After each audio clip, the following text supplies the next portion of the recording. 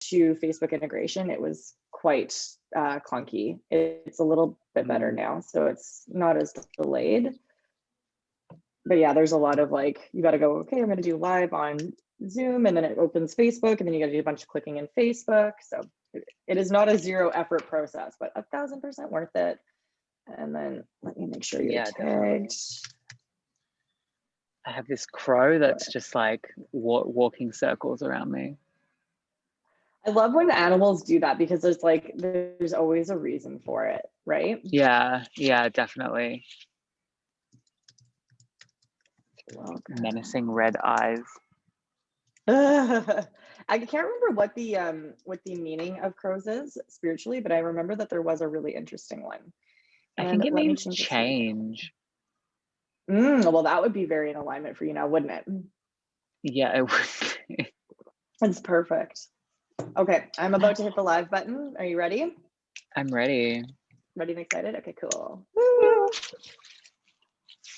All right, we're setting up, and it looks like we should officially be live now. So Andrew, welcome officially to the Sex Lab container. You are interviewee number 5 in this series. So lucky number 5. I don't know if 5 is lucky, but we're going to go with it. I'll take it. Lucky number 5. Amazing. You're our second male. We had Jeremy last week, and I'm very, very honored to be inviting you into this community to be the first to talk on 2 super important topics that are very near and dear to my heart. The first being the LGBTQ plus community, which I was deeply involved with back in Winnipeg, my hometown. And the second being sexuality for spiritual ascension. So we're going to hit basically 2 of my favorite topics today, which makes me very excited for this interview. Before we dive into it, though, I would love for you to take a minute to introduce yourself and share a little bit about your sexuality journey with everybody. Yeah, thank you so much for having me on. I'm really, really excited to be here as well.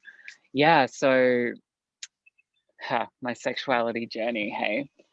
Ultimately, I'd say the catalyst for this whole crazy show that has been exploring yoga, tantra, sacred sexuality, self-pleasure practice within Institute of New Paradigm Intimacy. It all came from being a pretty confused gay teenager who didn't really know really what to do with his sexuality, and let alone how to express that in like a safe and healthy way. Basically that led me to just have a really, really bad first sexual encounter, which bad in the sense that it was quite traumatic for me, and that really just was the catalyst to taking what was a fairly repressed and confused sexuality and identity around that, and then sort of shutting that down even further. And it hadn't come from anyone's external viewpoint of me. It was my deep little secret, my little shame. And I've been a yoga teacher for a few years, and before that I've been studying yoga for quite some time. Like I've had a regular yoga practice for about 6 or 7 years. Wow. And yeah, and I got into that quite young, like at the age of something like 19 or something. So my spirituality really started deepening since I was about 16 or 17, and it was continuing to deepen. And I was going down this journey of having this spirituality that was deepening and becoming more and more enlivening and liberating, yet at the same time my sexuality was going down the opposite path. And the more that I went down into the yoga side of things in particular, which can have quite a lot of tradition and, dare I say it, dogma involved, then I also found that was splitting my sexuality even further, and I didn't really know how to place it. So my sexuality just existed as this organism that was really like contracted and dense and like steamy, but like it wasn't fun. It wasn't liberating or smooth. So basically that I sat with that to the point where it became unbearable, and I started to get curious about what in this spiritual world that I'm so passionate about can actually help me to enliven this and to come back into wholeness. It didn't feel intuitively correct or right, at least for me, that I was being taught, particularly in yoga, to like surpass my sexual essence or transcend it. Mm. Um, and so that's what led me into Tantra, which honestly was such a great deepening. And I started to heal in Tantra, and I worked with a tantric practice partner, another man, who was quite experienced, and I started to learn about the practice of Tantra. And then somehow or another, the universe just brought me to the Institute of New Paradigm Intimacy, and I really hadn't planned on it. It just as it does, it just puts you into the right place, and I said yes. Mm-hmm. And that's just continued to deepen that journey with myself even further. And the self-pleasure practice modality that I'm both practicing myself and also facilitating now is just like, it's changing the game. And it's not only deepened my relationship and connection to self in sexuality, but also in spirit. And the two have, for me, they always exist. Like they always were, like since Tantra, they've been starting to come together more and more, but now it's like, actually they're one and the same. And if you neglect one of them, then the other one's probably going to suffer, at least in my viewpoint. So Mm-hmm. yeah, that's like the journey in 3 minutes or 5 minutes, whatever that was. However long it needed to take. That's cool. My journey like takes forever every time I tell it. I think it gets longer. So that's like very concise. It's perfect. I love that you mentioned like self-pleasure in particular. The people in this container, we do a lot with self-pleasure. We do a lot of self-pleasure challenges. We did one in February. We have another one coming up. We have a lot of new people in the container. And I'm always curious because everybody has a different transmission of what self-pleasure actually is. So I'm curious what it is for you, how you journey it with your clients. Like, how does that show up in your personal and professional practice? Yeah. For me, self-pleasure is always a coming home to the self without expectation of what that should look like. And so, and this exists both within my own practice and with my clients, is you can have like I can bring an intention, or my client can bring an intention to work with. And some days you might hold that intention and you can work with that and get a lot of clarity just from being with the body, because the body holds so much wisdom. We're so hung up and conditioned to be all about the mind, but the body just holds that wisdom, and you gain access to that through self-pleasure. And more often than not, though, that body's wisdom will take you into its own direction. So, for example, I might have a client, like this happened just last week. I had a full like little journey map prepared for this client, and they had come into the session and had the day that they had, and there was a very strong emotional charge that just needed to be like felt and to be seen and to come through their self-pleasure practice. And there wasn't any arousal, there wasn't anything like that, and that's perfect. It was exactly what needed to be seen. And the permission piece, I think, is ultimately what it comes down to. It's like the ultimate fucking permission piece to feel exactly and express exactly what you need to do, which is liberating and empowering. That's so beautiful. And yeah, it's such an interesting experience because it is so body based and there is so much wisdom here. And it's so confronting for a lot of people to really drop into their body. We just want to, you mentioned this earlier, you just want to stay in the mind. We're conditioned to want to stay in the mind over and over and over again. And I'm curious for your personal practice, because you've had this spirituality, sexuality kind of like misalignment that came together through Tantra. What was that journey like for you as far as dropping into the body, moving through self-pleasure? Did you find that it was actually very easy because of Tantra and your practices before that? Or did you still have that like mind resistance at the beginning? I feel like it was, I don't want to use the word easy, but I do feel like I've been fairly comfortable with being in my body, and it's only deepened. So like with meditation, I've had a pretty strong meditation practice through yoga, And so that's all about getting really still and just being with yourself. However, it's a transcendence of the body. So you're not actually in the body, you're kind of going into the like beyond space. Or Yeah. I guess that's the goal. And so, but what that gave me was the ability to just to bloody sit with myself, you know, and not have to be pulled into the things constantly, which was a really good foundation to then be able to actually take that focus and that awareness into the body itself. And through Tantra, that happened through a lot of partner work. Actually, I was in it when I first started practicing Tantra, really all I could do was just receive healing touch because I was fucking broken and I wasn't in a space where I could give. And so that was really nourishing and healing, and that started to help me go into the body. And then when we got into the self-pleasure practice through the Institute, when I was introduced to that, I felt like it was a natural progression and deepening of my journey thus far. And the thing is, like, I want to be really clear that I still get pulled into the mind.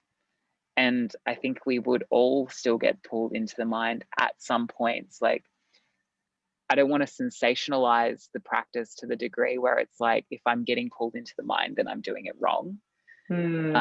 Because I feel like that can still be part of the experience. And we just learn to continue to sit with that and to drop back into the body continuously. And it's funny, like, I feel like, you know, with like meditation is all about like reaching this space of enlightenment. But I actually feel like going deep into the body is more, like, has been more beneficial and more enlightening than meditation ever has been.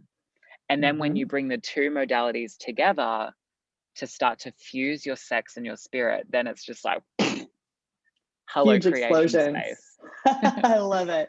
Yeah, literally. Because is that not where we come from? The fusion of our sexual and our spiritual? Totally. It's like creates life. Literally land souls on the planet, right? Like, quite literally.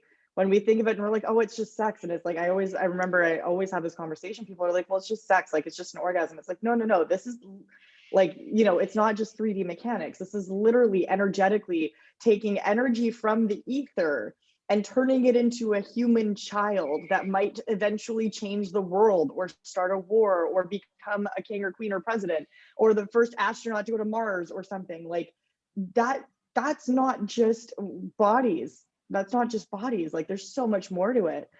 And I love what you said, to go back a little bit earlier about the enlightenment, and then the high up here, how meditation pulls you into enlightenment and the body is kind of almost pulling you down into the body, or somatics is pulling you down into the body. What's really interesting about that is that Cian and I are both very involved in a lot of awakening communities and a lot of scientific research around the phenomenon of enlightenment awakening from a few different avenues here in North America. And we see, and Cian actually talks about this a lot, we see this thing called bliss disease come up a lot in these scientific spiritual communities, and also even in like Zen orders and like Buddhist traditions and Dzogchen orders. We see this a lot, where because there's so much focus on flipping up, basically, as you mentioned, like up into enlightenment and using meditation as an avenue to fly above the body, essentially, we don't deal with the triggers and the traumas that are held in the body. And what can happen then is that when something pulls you down, because the body still gets triggered, the body's still a body, you still have one, you're not a spirit yet. It doesn't matter how enlightened you are, you still have a physical body with physical needs. And what can happen is these enlightened individuals, wherever they are on the tangent, are getting triggered by something that's happening in their body, but they don't know that they're triggered because they're so disconnected from their body through the method of enlightenment that they've chosen, that they think they're fine, but their body is showing signs of extreme stress. They're rude, they're manipulative. Sometimes they're sleeping with their students. Like, I think we've all seen examples of spiritual gurus that are sleeping with their students. And the reason this is coming up is because there's a lack of integration to the body. And I love how you kind of said, like, yeah, like the two together is so powerful, because this is enlightening your body. Basically, somatic work is enlightening your body. It's pulling all that shadow stuff out so that as you do enlighten, you're not just becoming this, like, you're not flying above the traumas, essentially. Yes, 100% agree.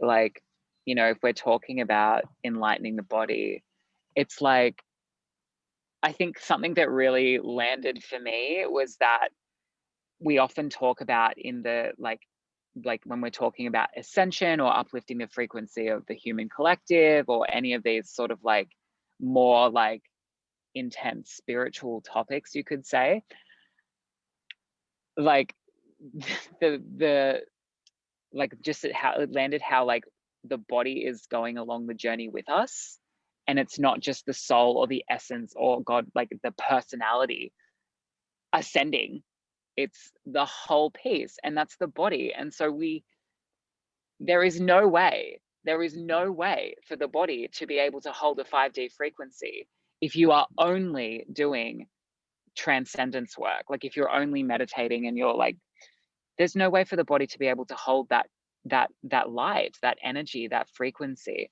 And so all of this work, like you're saying, like it does clear the body, and it does help us to integrate the shadow that does exist within the body. And it's not like it's an effort. It gets to feel like self-pleasure and release and sitting with yourself and just giving yourself what you need. Yeah. And we're conditioned to think that giving ourselves what we need is like not allowed, right? Like you've got to take care of everybody else first. And then maybe if you have 10 minutes, then you get to have your meditation. And I think, or your self-pleasure practice, you certainly don't have time for both, right? Like I know a lot of people listening to this will be like, oh my God, now you're telling me I have to meditate and self-pleasure. Like I don't even have time for one of those things.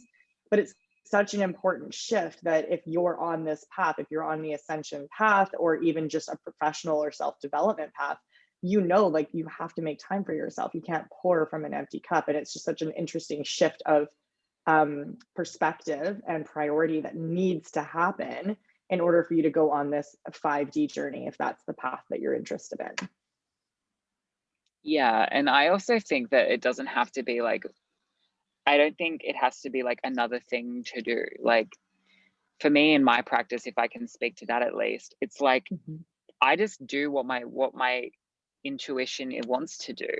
So if I wake up in the morning and I want to do like more of a meditation style where I'm just sitting there in stillness, then that's what I'll do.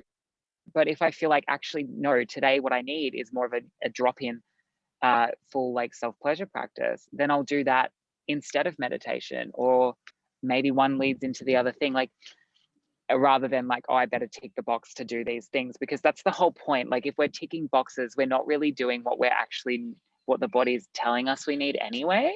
We're doing it from a mind perspective of getting it done.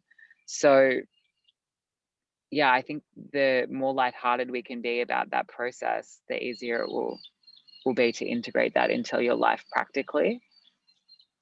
Love that. I love that concept of ticking the boxes. I can't tell you the number of people that I see that in my like personal life that are like, oh yeah, okay, so like here's my list. I must meditate for 20 minutes a day, tick. I must self-pleasure for 20 minutes a day, tick. I must read and like I'm guilty of this too. I've definitely done this before.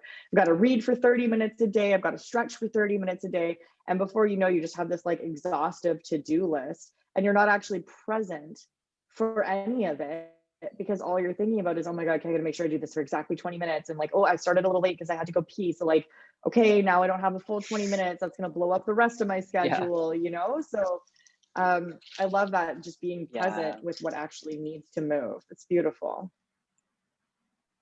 Yeah, absolutely. It's just easier for ourselves. Like, I don't think, if we're talking 5D, I don't think a 5D world would be running on a really laborious to-do list. It feels very third dimensional to me.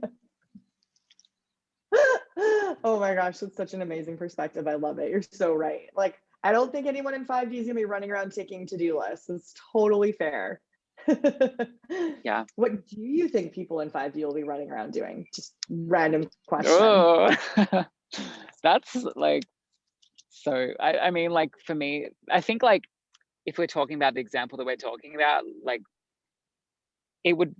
I envision this to be something where people are intuitively guided to act next based on what's alive for them. And to let that be, you know. And like, because really when we step out of a fear or a scarcity based mindset and we step into a trust and a love space mindset, then the needs are already like, we're already complete, and we're just being driven by what the immediate desire or the immediate need is.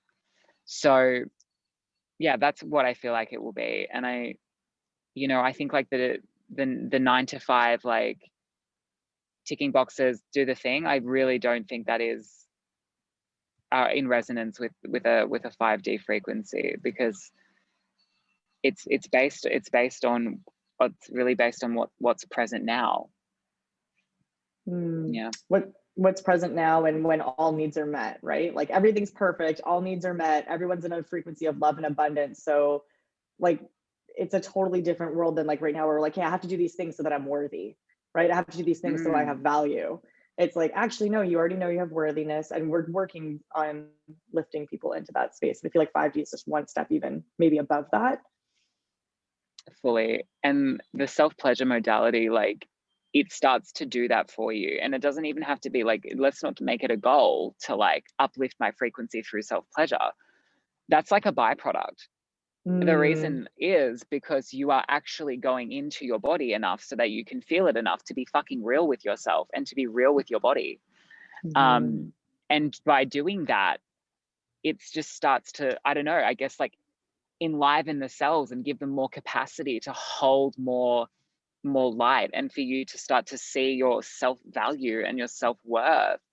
And the more that just naturally continues to build, the more that your life wants to start to change to reflect that.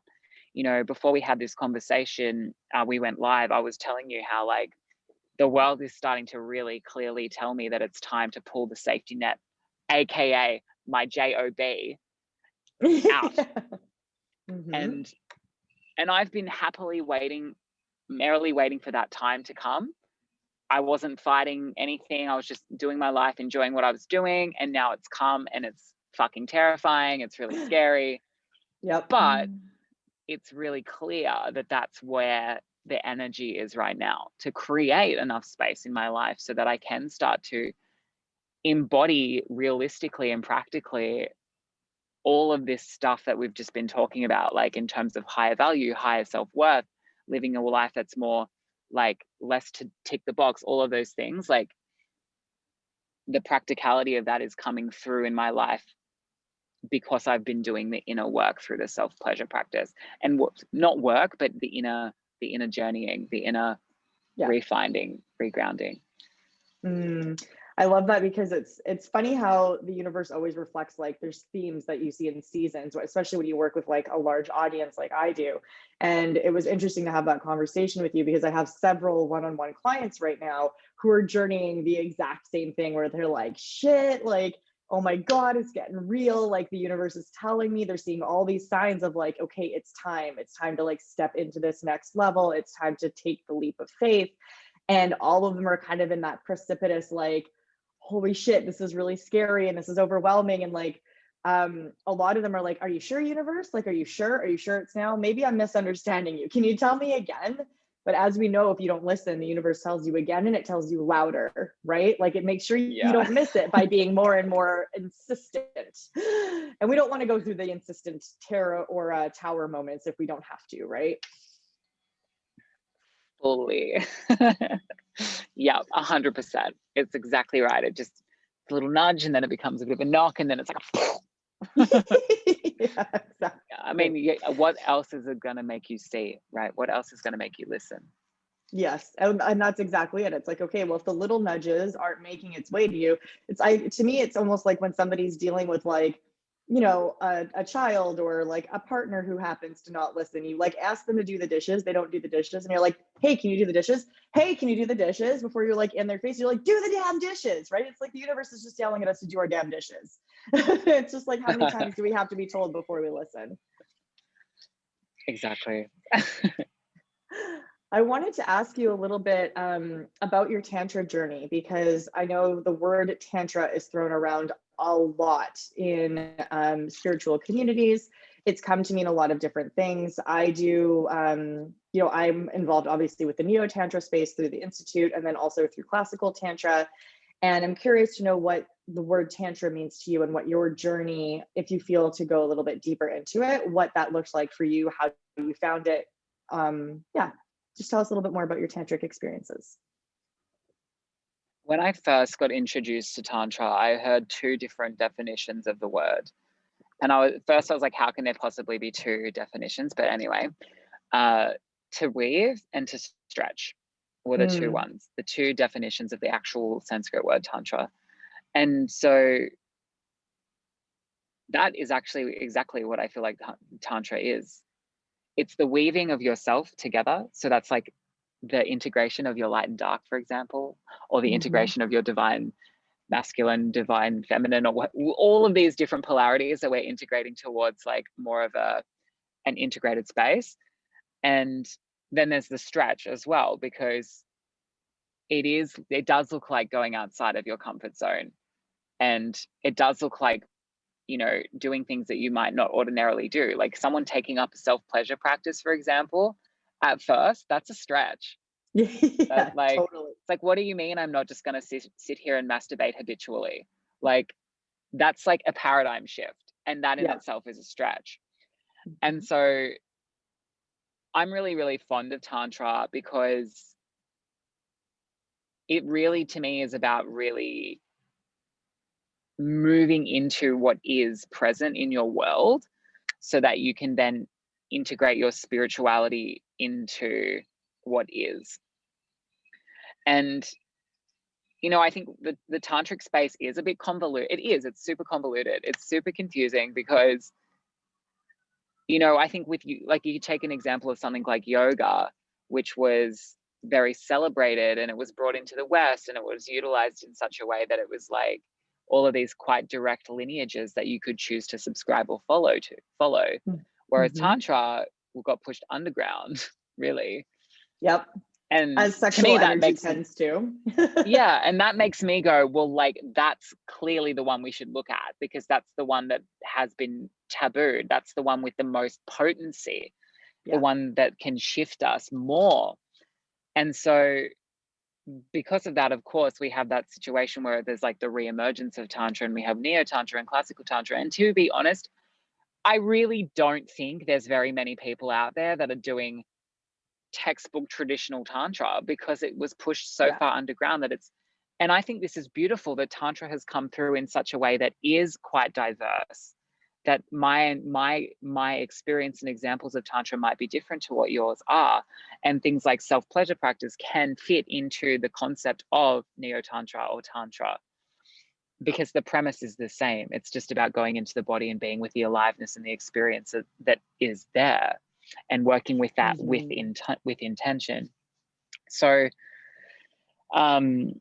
yeah, I think that's a super beautiful thing. And you know, I work with a tantric partner, and that's like outside of my actual like relationship, and it's like a very intentional space of weaving magic, of weaving sexual and spiritual energy together. And it's not, and sometimes it can be about sex magic, like creation, but more often than not, it's just about feeling into like our fears and the hang-ups and the things that we don't want to keep, the things we want to like quieten or push aside or wish we didn't have, and bringing our full attention and awareness to those things so that we can work with them in the space that is alive with eros or arousal.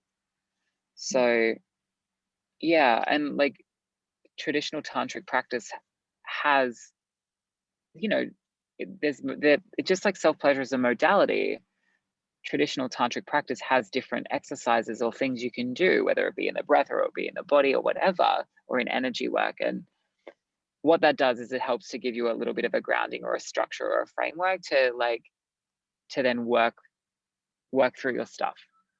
Yeah. Just as self-pleasure does, it gives you the framework to work through your stuff. So it's, to me, it's all one and the same, all different flavors of the same essence. Yeah, I'm feeling this theme of like, it's just working through your shit, right? It's just helping you drop the Yeah. rocks, and you get to pick whichever tool, whether that's a tantric tool or a breathwork tool or a yogic tool, which can also technically be a tantric tool, right? Like the labels don't really matter. The key is like, this is for your own personal development journey, wherever that takes you. And it doesn't even matter if it takes you into 5D or if it just makes you like less of a jerk. Like all good things. These are all good things. Yeah. Yeah. And the reason why I think Tantra and self-pleasure are so important to me is because to me that sexual energy is the piece. Yeah. It is the piece that we don't look at in self-development. Do you know what I mean? It's like we want to increase all the things, the wealth, the health, the abundance, the blah, but not the sex. Yeah. And we're not allowed like, to want the sex, right? We've been taught we're not yeah, allowed to want the sex. So we certainly aren't going to ask to create more of it in our lives, like heaven forbid. yeah, and integrate it in a way which isn't like in the shadow. It's like, Yeah. yeah, but so I've done all the things now and I'm in this light, this enlightened guru, but I haven't looked at my sexuality. So that has to exist behind the closed door because it doesn't fit with everything else that I've cultivated. And that to me is the biggest bullshit ever. Like that's my biggest thing there. It's just like, let's dig deep into sexuality because that's where the darkness lies. And that's where there's so much potential for the light to come in. Yeah, if you're looking for lightening a space, right, we're going to go to the darkest corners. We want to lighten those because that's where you have the biggest, I mean, you know, to use a business term, return on investment. You're going to have the highest return on investment if you're working on the darkest areas first. A lot of people want to like slowly peter in, and you know, if we're going to use like going into a lake, yeah, sure, you can like tiptoe in. It's going to take you forever to get to the depths that you need to go to actually have transformation and, you know, get wet or whatever. In this case, you just get to dive right in, and it's going to ripple backwards towards the shore, right? When we heal sexual energy, we pull those shadows out, it ripples into everything else anyways. So why not start there? Fully hearing that. Yes, I completely agree with you. Because it's all like money, for example, is tied into our sexual stuff anyway. Abundance, the way we see ourselves, it's all tied into the sexual centers. And it's like if we're going to use a traditional model for like the traditional if we're going to use like a spiritual model like the chakra system, for example, I don't know how much your audience tend to know about that, but quite a bit. Ultimately, okay, great. So ultimately, like the sexual center is like down the bottom, like it's like one of the primal centers. So you can be doing all of your other work up here. And this is coming back to what you were saying before about like people who meditate a lot and they get like, they lose the body. Yeah. It's like, yeah, if you're not working with the whole system and you're ignoring the root, you're ignoring your connection to the ground, to the earth, then what you're just completely destabilizing yourself. Yes, totally. People don't, and the number of destabilized, flighty people I see because they meditate all the time is like, it's crazy. Even here, I mean, I live in Tulum now, which is like a spiritual epicenter of the world. And like the bliss disease, which is what we were talking about earlier, it's so prevalent here. We went to Joe Dispenza, and I shit you not, almost every single person that we met was 1 degree separated from someone that had like a very severe example of bliss disease. Everyone that was at Joe Dispenza that also lived in Tulum was 1 degree separated. Like there was so many, every person we sat down at lunch with was like, oh, I know somebody like that. Oh, I know some, oh, my boyfriend's like that. Oh, my girlfriend's like that. And we're like, what, how is this a thing? But because it's like so prevalent in spiritual community to just work on the heart and up, right? Heart blocks, throat blocks, increase the third eye, meditate. And then maybe you do yoga for the purpose of meditation, but it's not, you don't do yoga to connect with the body, right? You do yoga to pop you out of the body. And there's just to like, yeah, really bring it full circle. Nobody's coming back and doing the work where like the sexual trauma and the abuse and the inner child wounds and the abandonment issues and the worthiness issues, like that all exists below the heart, you guys. Yep. Exactly. I think the good news is if you've worked so hard in your heart space and above, you can filter that energy back down. You can filter that love energy back down, and you can see and you can meet yourself in the depths.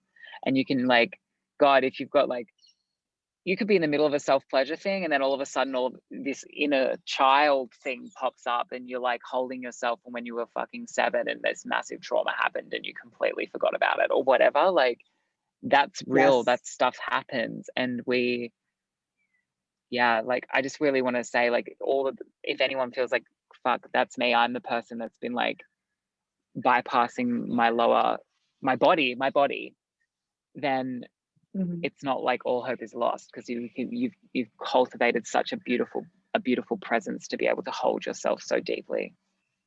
Mm-hmm. Yeah, you're still cultivating the tools, right? Those tools, those skills are still there. They're still very beneficial. And I love how you mentioned too about the memories coming up, because that's something that I don't talk about a ton, but that I personally have journeyed, and it scared the shit out of me the first time it happened. And a lot of my clients, they end up surfacing as we work together. Can you speak to how that shows up in your practice or in your life? What your experience is like with that? Yeah, I that happened to me as well. There was like I was feeling something really, really powerful inside my body that was very hard. It was very like painful. And I was just like, I'm just gonna be with this. And I just sort of like, I asked my body, like, what is this? Like, and then all of a sudden, yeah, I've gone into this, like, I guess it's a memory, or yeah, it's like you would live in memory, and it was all inner child stuff. And Yeah. it literally just came through like that. And it was just about holding myself. And basically the lesson was, I never truly felt like I had never loved myself the way that I had wanted other people to love me. And that was Mm, the child wound. And I'd never showed wow. up for myself, basically. Ticking all the boxes, sure, like doing all the things, making all the achievements. But behind Mhm. that, it was all coming from a place of like proving my worth, doing things to validate my existence and all of that stuff, and not actually just being able to hold myself and love myself deeply.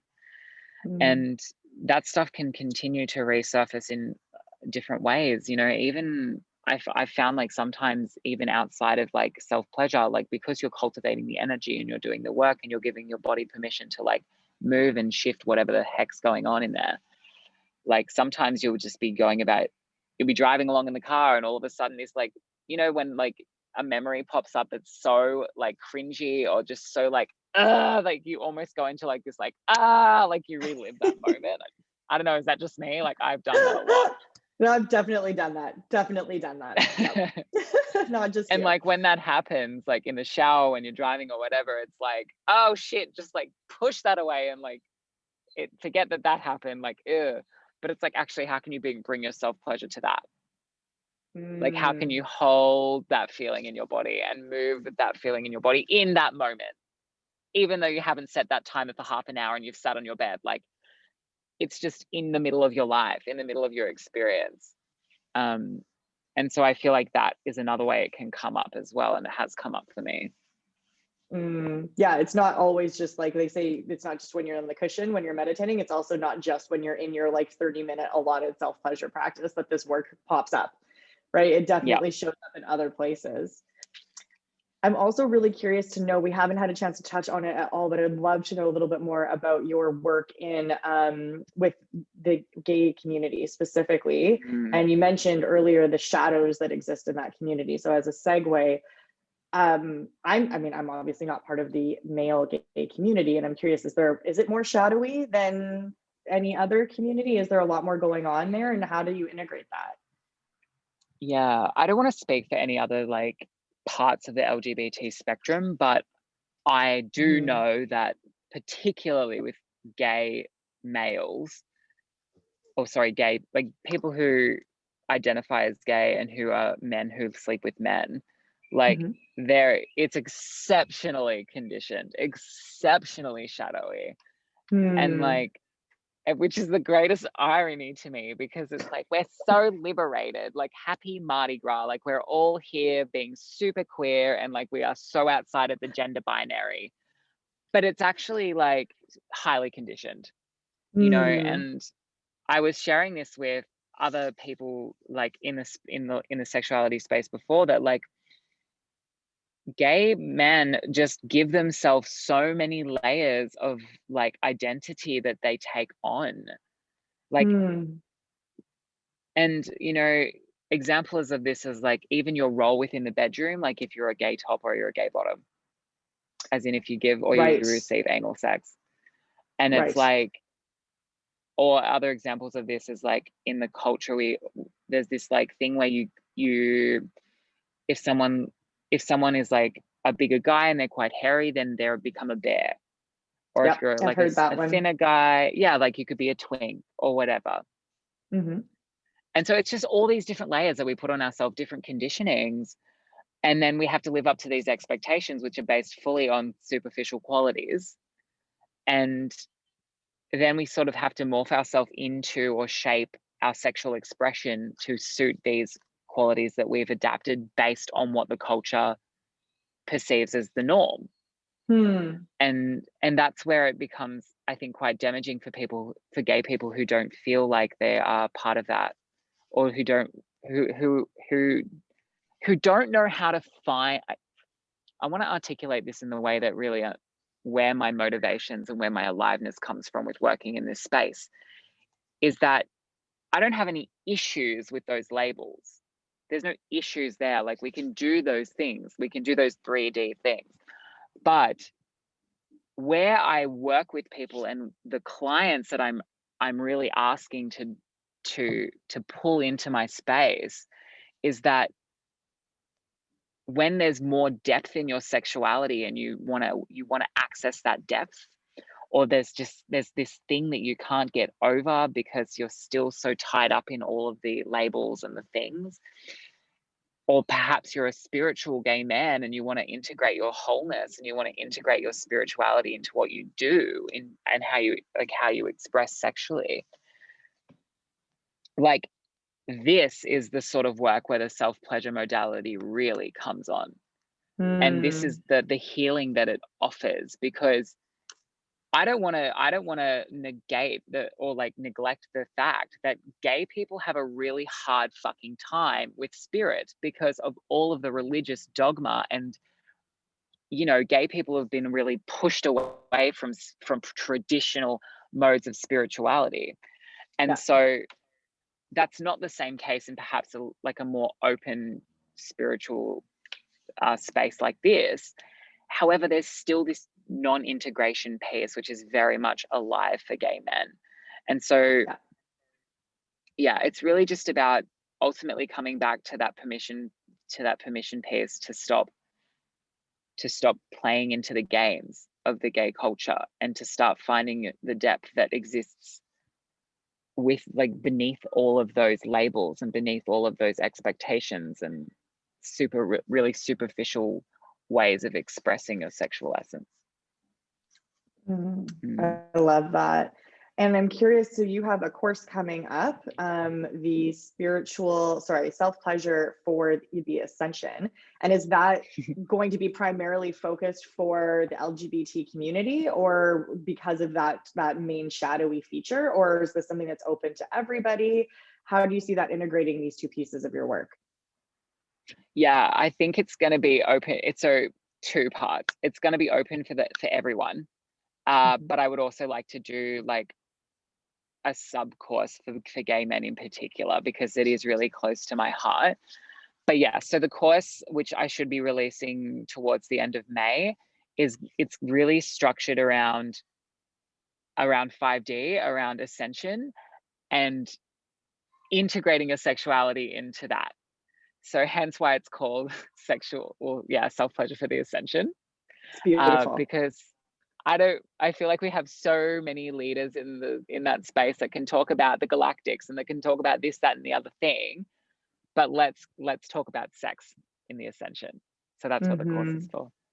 Oh my gosh, it's so exciting. It's definitely, I mean, anyone that's been following me for more than 5 minutes knows that is a huge piece for me, that they are so intertwined. So I'm really happy to see other people connecting the dots and sharing it, because we all have different audiences, and the different audiences are going to resonate with different people for different reasons at different parts of their journey.